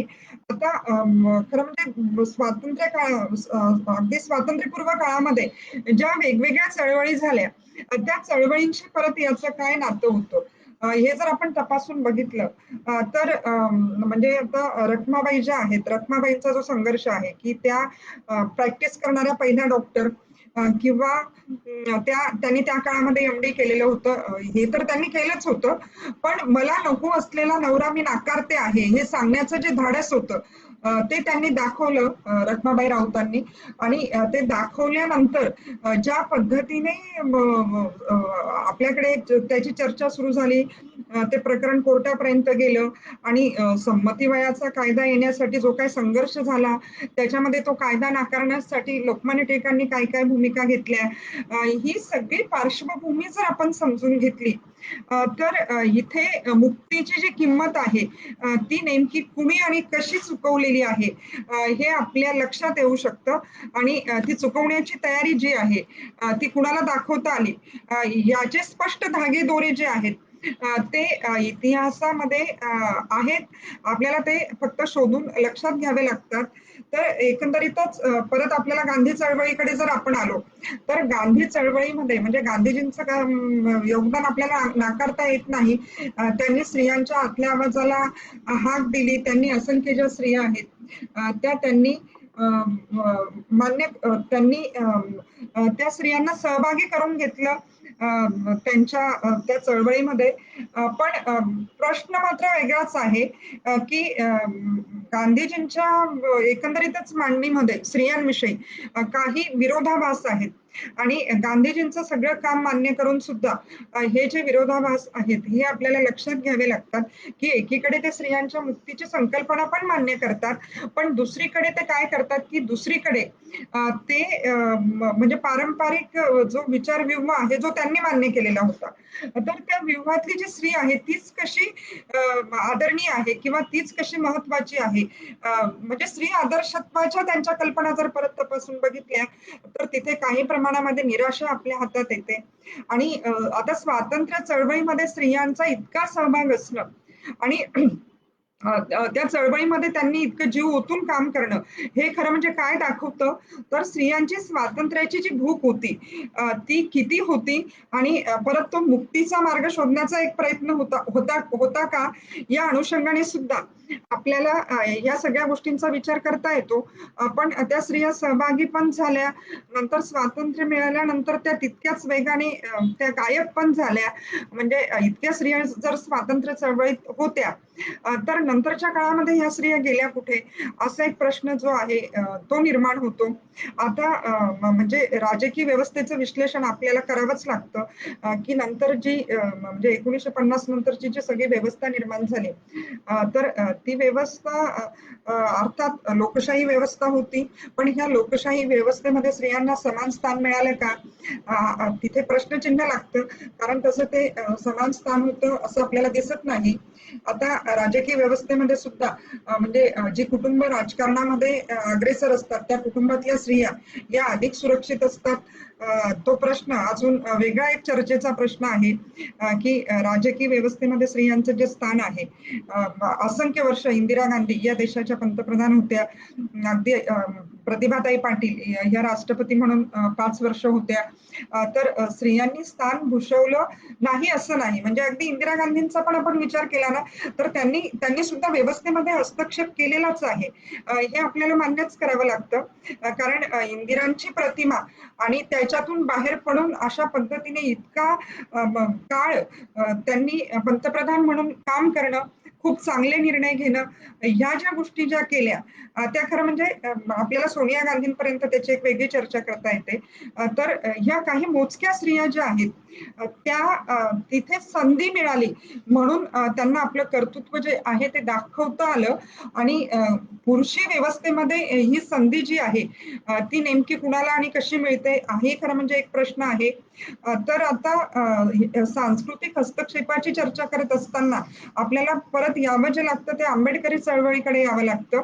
की फुलेंचा जो विचार आहे तो विचार जोडून आंबेडकरांनी जी चळवळ निर्माण केली किंवा एकंदरीतच त्यांनी चळवळ तर केलीच केली, पण आंबेडकरांनी मोठ्या प्रमाणामध्ये साहित्याची निर्मिती केली, वृत्तपत्र चालवले, राजकीय हस्तक्षेप जो आहे तोही त्यांनी नोंदवला. आता त्याच्यामध्ये जरी स्त्रिया ह्या आपल्याला आता कोणत्या स्त्रिया तिथे आल्या हा जो प्रश्न आहे तो आपल्याला तपासून बघितला पाहिजे. पण मुळामध्ये स्त्रियांविषयी जी काय मांडणी आंबेडकरांनी केली त्याचं सगळ्यात उत्तम उदाहरण जर कोणतं असेल तर ते म्हणजे हिंदू कोड आहे. की भारतीय स्त्रियांच्या समानतेचा जो मुद्दा आहे तो नेमका कसा आणि काय आहे आणि त्याला कायद्याचं रूप देणं आणि त्या स्त्रियांच्या अधिकारांवर एक शिक्कामोर्तब करण्याचं महत्वाचं जे काम आहे ते हिंदू कोड केलं. अगदी याच्यासारख्या आपल्या प्रथा असतील की देवदासी सारखी प्रथा किंवा देवाला स्त्रिया अर्पण करणं, तर ह्या ज्या सगळ्या गोष्टी होत्या तर त्याच्यावर कायद्याने बंदी आणण्यासाठी नेमकं काय काय केलं पाहिजे इथपर्यंतची एक चर्चा जी आहे ती हिंदू कोडबिलामध्ये होती. आता परत इथे सुद्धा काय झालं की हिंदू कोडबिल ते आहे त्या पद्धतीने मान्य झालं नाही. त्याच्यामध्ये असंख्य अडचणी आल्या. परत ह्या अडचणी ह्या वर्णव्यवस्था आणि जात व्यवस्थेमध्ये जे काही आपले दृष्टिकोन तयार झालेले असतात त्या दृष्टिकोनांच्या त्या अडचणी होत्या आणि त्याच्यामुळे हिंदू कोडबिलाचे तुकडे झाले आणि नंतर आत्तापर्यंत हिंदू कोडबिल एका एका कलमामध्ये मान्य करण्यात आलं. आता इथे मुळात स्त्रियांच्या अधिकाराचा प्रश्न येतो. आता अधिकारांबरोबर जी जबाबदारी असते ती जबाबदारी पेलण्याच्या स्त्रियांच्या ज्या क्षमता आहेत त्या व्यवस्थेने मारून टाकलेल्या आहेत. म्हणजे तुम्ही एखाद्या झाडाच्या फांद्या फक्त छाटत राहिलात तर ते झाड वाढेल अशी आपल्याला अपेक्षा करता येत नाही आणि एक जगण्यासाठीचा मोकळा जो परिप्रेक्ष्य आहे तोच जर निर्माण झाला नाही मग हस्तक्षेपाची जी तीव्रता आहे ती कमी होते. आता 75 नंतर आपल्याकडे स्त्रियांच्या प्रश्नांची अजून वेगळ्या पद्धतीने चर्चा झाली. कारण युनोने 75 ते 85 हे स्त्री दशक जाहीर केलं. पण आता परत ज्या स्त्री संघटना तयार झाल्या नंतरच्या काळामध्ये या स्त्री संघटना मोठ्या शहरांमध्ये झाल्या. इथे जी वंचित स्त्री आहे, जी खेड्यापाड्यात राहणारी स्त्री आहे, जी दलित स्त्री आहे, मुस्लिम स्त्री आहे, आदिवासी स्त्री आहे, ह्या स्त्रियांच्या प्रश्नांची जी चर्चा आहे ती अजून आपल्याकडे पुरेशा प्रमाणामध्ये झालेली नाही. आणि खरं म्हणजे आदिवासी समाजाचा सुद्धा एक अजून वेगळा असा इतिहास आहे. तिथे सुद्धा असंख्य अशा स्त्रिया आहेत की त्यांनी समाज व्यवस्थेपासून विशेष करून राजकीय व्यवस्थेला आव्हान देणाऱ्या अनेक आदिवासी स्त्रिया ज्या आहेत त्यांचा सुद्धा विचार आपल्याला या पद्धतीने करता येऊ शकतो. तर आता परत आपण जर साहित्याकडे आलो तर ज्याला आपण स्त्रीवादी साहित्य म्हणतो तर हे स्त्रीवादी साहित्य जे निर्माण झालं अर्थात मी जी परंपरा मांडत आली मुक्ताबाईंचे अभंग आणि स्त्री पुरुष तुलना आणि मुक्ताचा निबंध ही इथल्या स्त्रीवादी सिद्धांतनाची पायाभरणी आहे. आता त्याच्यावर पुढे किती काम झालंय हे आपण शोधलं पाहिजे. पण मुख्यतः 75 नंतर जे साहित्य इकडे लिहिलं गेलं तर त्या साहित्यामध्ये आपल्याला परत एक गोष्ट दिसते की गौरी देशपांडे सारखी लेखिका आहे की गौरी लिहिते आहे. आता गौरी हे स्त्रीवादी साहित्यातलं उत्तम उदाहरण आहे. कारण गौरीच्या लिहिण्यामागे एक पार्श्वभूमी आहे. ही पार्श्वभूमी कोणती आहे तर एकतर कर्वेंची नात असणं किंवा इरावती कर्वेंची मुलगी असणं आणि कर्वे कुटुंबातून जे समानतेचं मूल्य आहे त्याच्यासाठी कदाचित गौरीला वेगळा कुठला झगडा करावा लागला नाही. म्हणजे मी मुलगी आहे आणि म्हणून माझ्या कुटुंबामध्ये मला काहीतरी दाबलं जातं आहे, मला स्थान दिलं जात नाही. कदाचित ह्या प्रश्नांना तिला फारसं भिडावं लागलं नसेल, कारण मुळातच त्या कुटुंबाने समता जी होती ती मान्य केलेली होती. आता समता मान्य केलेली होती, कुटुंब उच्च वर्गीय वर्णीय होतं आणि परत तरीही गौरीचे हजार प्रश्न होते. आता हे हजार प्रश्न कोणते होते की ठीक आहे की जगण्यासाठी सगळं आलबेल आहे. तिच्या कादंबरीतलं कुठलंही पुरुष पात्र जे आहे ते त्या अर्थाने ते पारंपरिक नाहीये किंवा ते स्त्रियांना त्रास देणारं पात्र जे आहे ते गौरीच्या कुठल्याही कादंबरीत आपल्याला दिसत नाही. तर पुरुष पात्र जे आहेत ते कुठेतरी स्त्रियांचा हक्क मानणारे, आदर करणारे अशा प्रकारची पात्र तिच्या कादंबऱ्यांमध्ये येतात आणि तरीही तिचे प्रश्न आहेत. आता हे प्रश्न कोणते होते? तर हे सगळं आहे, पण तरीही काहीतरी खुपतं आहे.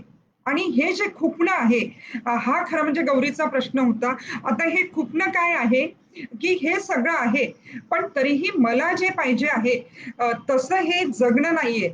मला मला ज्या पद्धतीने जगायचं आहे तसं मला जगता येत नाहीये. अर्थात ते जगणं जे एखाद्या शेतकरी कुटुंबातल्या मुलीचं दाबलं जातं, एखाद्या दलित मुलीचं दाबलं जातं, तसं तसं नव्हतं गौरीच्या बाबतीमध्ये. तरीही व्यवस्था नावाची जी गोष्ट आहे, त्याच्यामध्ये तिचे म्हणून काही प्रश्न होते आणि मला असं वाटतं, की तिचं साहित्य वाचत असताना आपल्याला हे प्रकर्षाने जाणवतं, की अरे हिचे प्रश्न सुद्धा महत्वाचे आहेत. जरी हिचे सगळे प्रश्न सुटलेले आहेत असं दिसत असलं, तरी समतेचा विचार स्वीकारणं ही इतकी सोपी गोष्ट नसते आणि त्याच्यातून मग तिला जे पाहिजे आहे असं विश्व निर्माण करण्याची तिची जी धडपड आहे ती सातत्याने दिसते. ती विवाह संस्थेला पर्याय शोधते, ते पर्याय सापडत नाहीत. त्याच्यातून ती धडपडते, त्याच्यातून परत ती काहीतरी मिळवण्याचा प्रयत्न करते. पण तरीही ते पर्याय जे आहेत ते शिल्लक राहतातच. आता हा प्रयत्न फक्त गौरीने केला का? विवाह संस्थेला पर्याय शोधण्याचा पुढे अनेक लेखिकांनी तो केला. पण परत मला ज्योतिराव फुलेंकडे यावंसं वाटतं. कारण ज्योतिराव फुलेंनी सत्यशोधक विचारांमध्ये ज्या कुटुंबाविषयीची जी संकल्पना सांगितली ती संकल्पना समता मानणाऱ्या कुटुंबांमध्ये सुद्धा आज किती प्रमाणामध्ये अस्तित्वात आलेली आहे हा खरा प्रश्न आहे. ज्योतिराव फुले असं म्हणतात की एकाच कुटुंबामध्ये वेगवेगळ्या धर्माची जी माणसं आहेत म्हणजे जर कुटुंबातल्या पुरुषाला असं वाटत असेल की मला हा धर्म हा माझा धर्म आहे तर त्याला ती मुभा असावी. घरामध्ये एखादी सून किंवा अजून कुणीतरी ख्रिस्ती असू शकतं. मुलगा कदाचित बुद्ध विचारांचा असू शकतो. ही कुटुंबाची जी विस्तारित चौकट आहे तशी चौकट आपल्याकडे निर्माण झाली नाही. 90 नंतरच्या परिस्थितीचा जर परत आपण विचार केला तर आपण अधिकाधिक धर्मांध वातावरणामध्ये जगत आहोत असं आपल्याला वाटायला लागतं आणि धर्म आणि जात नावाच्या ज्या गोष्टी आहेत त्या वेगळ्या पद्धतीने आज आपल्याकडे आरोपित होताना दिसतात आणि धर्म आणि जातीचे जे प्रश्न आहेत जे फुलेंनी मांडले किंवा बाबासाहेबांनी मांडले तर त्याच्यापेक्षा वेगळं गुंतागुंतीचं जे वातावरण आहे ते आज निर्माण झालेलं आहे आणि मग हे सगळं जे वातावरण आहे ह्या वातावरणामध्ये आपण हे विसरूनच जातो की इथे पहिली लक्ष कोण असते तर ती स्त्री असते. म्हणजे नुकताच यांची जी जयंती आहे बीपी मंडल यांची जयंती साजरी झाली आणि बीपी मंडल यांनी ज्या पद्धतीने भारतातल्या वेगवेगळ्या जाती शोधून काढल्या 3047 जाती त्यांनी सांगितल्या आणि त्या जातींचं म्हणजे खरं म्हणजे त्या जातींचा एक वेगळा वर्ग निर्माण होतो आणि त्या जातींविषयी त्यांनी जे निकष लावलेले आहेत त्याच्यात त्यांचा एक निकष आहे की या जातींमध्ये मुलींची जी लग्न आहेत ती कमी वयामध्ये लावून दिली जातात. आता ही परिस्थिती आपल्याला सगळीकडे दिसतेच दिसते पण त्याच्यानंतर जातीचा प्रश्न ज्या पद्धतीने आपल्या देशामध्ये हाताळला गेला तर त्याचं जे स्वरूप आहे ते आज अत्यंत गंभीर झालेलं आहे आणि नंतर मग बाबरी मस्जिद आणि तो सगळा जो प्रवास आहे तो जर आपण बघितला तर इथे धर्मांध होण्याची पहिली किंमत जर कुणाला चुकवावी लागते तर ती स्त्रियांना चुकवावी लागते की 90 नंतर मुस्लिम स्त्रिया केवळ भारतातच नव्हे तर जागतिक पातळीवर की त्यांच्यावर बुरखा घालण्याची सक्ती होणं याचा संबंध कशाशी आहे हे आपल्याला शोधता आलं पाहिजे. आणि इकडे भारतीय आदर्शवादाच्या ज्या कल्पना आहेत स्त्रियांविषयीच्या, तर त्या नेमक्या कशा पद्धतीने आज मांडल्या जात आहेत. आणि हे म्हणजे स्त्रियांचं जाऊ द्या की पण आपण ज्या विचारधारेला प्रमाण मानतो, की ज्योतिरावांचा विचार जर आपण प्रमाण मानत असू तर त्या विचारांमध्ये हे कितपत बसतं आहे. आपण बाबासाहेबांचा विचार प्रमाण मानत असू तर त्या विचारांमध्ये हे कितपत बसतं आहे हे आपल्याला तपासून बघावं लागेल. कारण स्त्रियांचे प्रश्न हे प्रश्न वेगळे प्रश्न नसतात. ते प्रश्न संपूर्ण व्यवस्थेमधले प्रश्न असतात. आणि स्त्रीमुक्ती आणि स्त्रीवाद याच्याविषयीचे जे असंख्य समज आणि गैरसमज आपल्याकडे आहेत ते बहुतांश चुकीचे आहेत. कारण कोणताही इझम हा कशासाठी निर्माण झालेला असतो, तर किमान एक एक एक आपलं जे जगणं आहे ते किमान एक चांगलं जगणं व्हावं, अधिक सुसह्य व्हावं, आपल्याला चांगल्या पद्धतीने जगता यावं, याच्यासाठी ही सगळी धडपड असते. आणि ही धडपड जर व्यवस्थेमध्ये आपल्याला वेगळ्या पद्धतीने समजून घेता आली आणि हा अवकाश जो आहे तो आपल्याला अधिक जर खुला करता आला, तर मला असं वाटतं की हे जे वास्तव जे आज आपल्या अंगावर वेगळ्या पद्धतीने येत आहे, तर ते आपल्याला दूर करता येऊ शकतं. आणि आपल्याला याचा काही एक वेगळा विचार जो आहे तो करता येऊ शकतो. हा विषय जो आहे खूप व्यापक असा आहे. आणि बरंच काय काय याच्याविषयी आपल्याला बोलता येऊ शकतं. अगदी 1 तासाच्या कमी वेळामध्ये मी एक मांडणी जी आहे ती करण्याचा प्रयत्न केला. फक्त एक संदर्भ माझ्याकडून सुटून गेलेला आहे. आणि तो संदर्भ म्हणजे परत असंख्य संदर्भ सुटले असतील अर्थात, पण एक मला त्या त्या काळातले जे काही महत्वाचे संदर्भ वाटले ते मांडत मांडत मी पुढे आलेली आहे. पण एक संदर्भ मांडते आणि मी थांबते. की आता साहित्याच्या क्षेत्रामध्ये आपण जेव्हा कवितेचा विचार करतो, की सावित्रीबाई फुलेंच्या कवितेचा उल्लेख झाला, पण पुढच्या काळामध्ये म्हणजे 50च्या आसपास बहिणाबाई चौधरींची कविता आली. तर आता या कवितेविषयीची जी समीक्षा आहे ती जरी आपण वाचली, तर परत बहिणाबाई चौधरींना पण आपल्या समीक्षकांनी किती न्याय दिला, म्हणजे तो प्रश्न गौरी देशपांडेच्या बाबतीत पण निर्माण होतो, की गौरीच्या साहित्याची व्यवस्थित समीक्षा जी आहे ती खूप नंतरच्या काळात झाली. तिच्या साहित्याकडे दुर्लक्षच झालं. तर आता बहिणाबाई चौधरीच्या कवितेचं तसं झालं नाही. कविता मान्य केली गेली, पण जी समीक्षा झाली ती मात्र कशी आणि काय, हा एक प्रश्न आहे. कारण बहिणाबाई चौधरी जरी निसर्गविषयक, शेतीविषयक कविता लिहित असल्या, तरी त्यांच्या कवितेमध्ये म्हणजे त्या खूप विद्रोही नाहीत जनाबाईंसारख्या. जनाबाईंसारखा टोकाचा विद्रोह त्यांच्या कवितेमध्ये नसला, तरी त्या व्यवस्थेला असंख्य प्रश्न विचारतात. आणि हे प्रश्न विचारत असताना त्या कुठेतरी त्यांचा स्वतःचा जो व्यवस्थेविषयीचा हस्तक्षेप आहे तो त्या तिथे नोंदवताना दिसतात. म्हणजे पती गेल्यानंतर आपल्याकडे असं मानलं जातं की त्या बाईने कायम दुःख करतच बसलं पाहिजे. तर बहिणाबाई त्या कवितेमध्ये असं म्हणतात की आया बायांनो, तुम्ही आता माझं फारसं म्हणजे मला सहानुभूती दाखवू नका. ठीक आहे, जे झालेलं आहे ते झालेलं आहे. आता माझ्या 2 पोरांसाठी मला व्यवस्थित जगायचं आहे. आणि आता हा जो विचार आहे असा एक एक विचार एका एका कवितेमध्ये बहिणाबाई मांडतात. आणि हा व्यवस्थेतला खूप मोठा हस्तक्षेप होता. आता त्याच काळामध्ये लक्ष्मीबाई टिळकांची कविता आली, किंवा लक्ष्मीबाई टिळक सुद्धा नंतर ख्रिस्ती झाल्या. आणि त्यांनी त्यांच्या पतीचं ख्रिस्तायन नावाचं जे काव्य होतं ते पूर्ण केलं. किंवा मुळात त्यांचं चरित्र जे आहे त्या चरित्रामध्ये लक्ष्मीबाईंची जडणघडण कशी झाली ते आपल्या लक्षात येतं. इतर स्त्री चरित्र त्या काळामध्ये जी लिहिली गेली त्याच्यापेक्षा लक्ष्मीबाई टिळकांचं जे चरित्र आहे ते वेगळं आहे. तर असे हस्तक्षेप नोंदवणारे जे आवाज आहेत ते प्रत्येक काळामध्ये आणि प्रत्येक क्षेत्रामध्ये, मग ते क्षेत्र राजकीय असेल, ते क्षेत्र सामाजिक असेल, ते साहित्यिक असेल, तर ह्या प्रत्येक क्षेत्रामध्ये हे आवाज निर्माण झालेले आहेत. आणि खरं म्हणजे शेती मातीमध्ये राबणारी जी स्त्री आहे, आत्ता आत्ता काल परवा कोर्टाने निकाल दिला की वडिलांच्या संपत्तीमध्ये मुलीचा समान अधिकार तो आधी दिलेला होता, पण आता परत नव्याने त्याची उजळणी झालेली आहे. तर त्या अधिकाराच्या गोष्टी जरा आता बाजूला ठेवूयात, वेळ कमी आहे.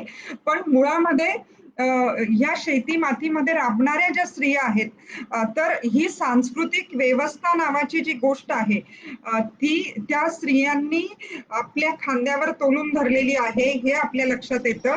आणि त्याचा मोबदला म्हणू नये त्याला, पण त्याच्याविषयीची जी एक जाणीव आहे ती आपल्या समाज व्यवस्थेमध्ये विकसितच झालेली नाही.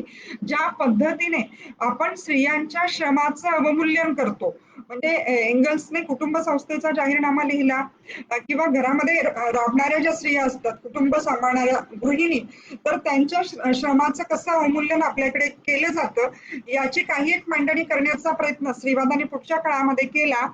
पण मुळामध्ये व्यवस्था नावाची जी गोष्ट आहे आणि संस्कृती नावाची जी गोष्ट आहे, तर ही गोष्ट सांभाळून ठेवण्याची जबाबदारी ज्या स्त्रियांनी पेलली, तर आपल्या व्यवस्थेने ते कधीच मान्य केलं नाही. म्हणजे ते कसं आणि काय डावललं गेलं.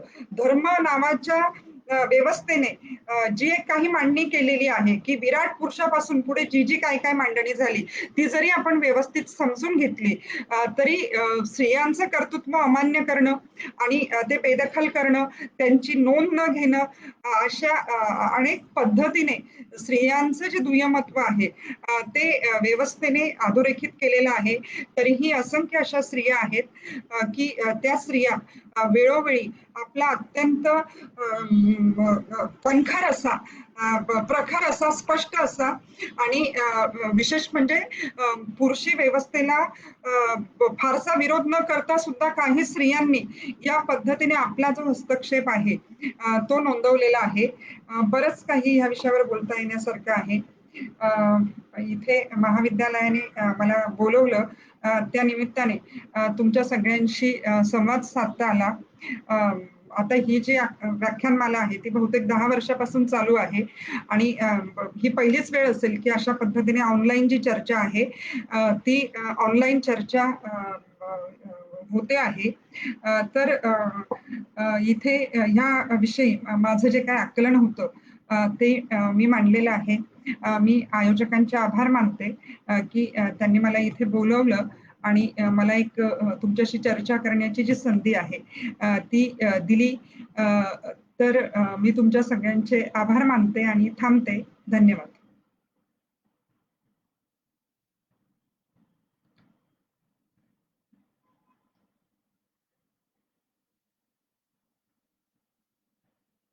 सौरभ.